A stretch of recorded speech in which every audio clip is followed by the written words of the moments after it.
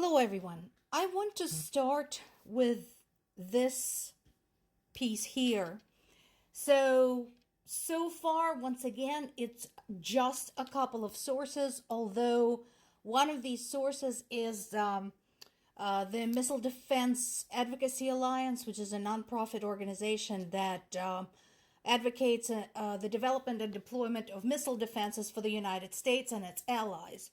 But I want to see this in more sources before we start treating it as an actual story rather than developing. But this is what we know right now. Apparently, satellite images are showing some air defense systems around Putin's palace. So here's another piece from the Missile Defense Advocacy Alliance. They have a longer article on the subject, basically, again, reporting air defenses, mystery objects, as they call them, near Putin's residence. Now, it doesn't surprise me that Putin has his enclave, armed to the gills. What does surprise me is that there have been long-distance drone attacks. We know about this, right?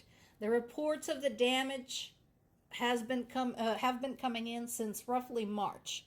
This includes, but not limited to, an explosion at a Volgograd substation. I'm looking at my summary here. Somebody help me out and put this together. An explosion at an electric power station in Buryatia. Look up where Buryatia is. That's way out there. Let's see. To the north of St. Petersburg, in Podolsk, in Rostov region, and in Yekaterinburg. And this is just a few. This is just a handful. It's not even all of them.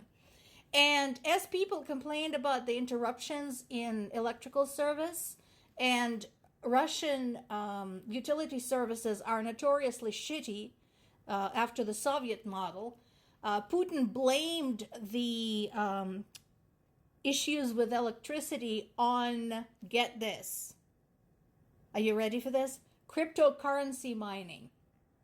I'm not joking. Feel free to look it up if you don't believe me. There is a video of him saying this. That's their fault. But despite that, and despite people in the border regions like Belgorod and Kursk have been begging for air defenses, screw them. They're just some Russians. But no. Putin has to have some. So, now you know. I promised you yesterday to continue following this story, and yes, we now have confirmation. So it is true that they've pulled the last of Black Sea Fleet patrol vessels out of the Crimean region. And it means exactly what you think it means, especially if you look at the map. Basically, any land troops and civilian officials installed by Russian government are now on their own. If you think about it, Putin's big multi-million-dollar baby, the Kerch Bridge he was so proud of that connects mainland Russia to Crimea, is constantly, in the sights of Ukrainian military, as are the ferries, and the ferries are also slow. Other than that, there is that tiny little band of land connecting Crimea to mainland Ukraine. So how does it feel, guys, to be completely abandoned by your own government? We have already seen isolated cases of military revolts among the Russian troops. I suspect those instances might be a lot more multitudinous because Russia would suppress any type of information about this. And anyone talking about it would likely be arrested for discrediting the military. So that is happening. But I am curious as to what's going to happen in Crimea now, because people there, people from Russia, military and Russian installed officials, they have no way to leave, no safe way to leave. The only way I can think of is if they issue an official surrender to the Ukrainian government and beg them to let them through. That's the only way they can get out of there. Other than that, anything that stirs out of Crimea is a target.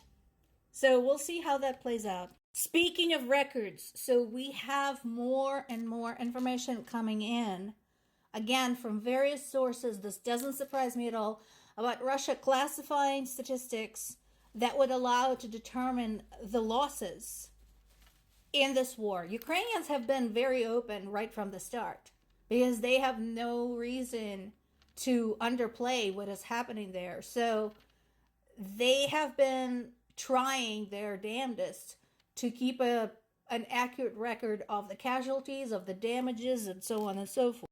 But Russia doesn't want you to know. Because, you see, I have a feeling that the true numbers are far greater than we suspect. And a lot of people are saying, oh, Russia is winning, Ukraine should just make a deal. No. This right here, combined with the other factors, the arming of Putin's enclave, the withdrawal of the Black Sea Fleet, and the classifying of the losses, tells me that no, Russia is not winning, because otherwise, why would they do that?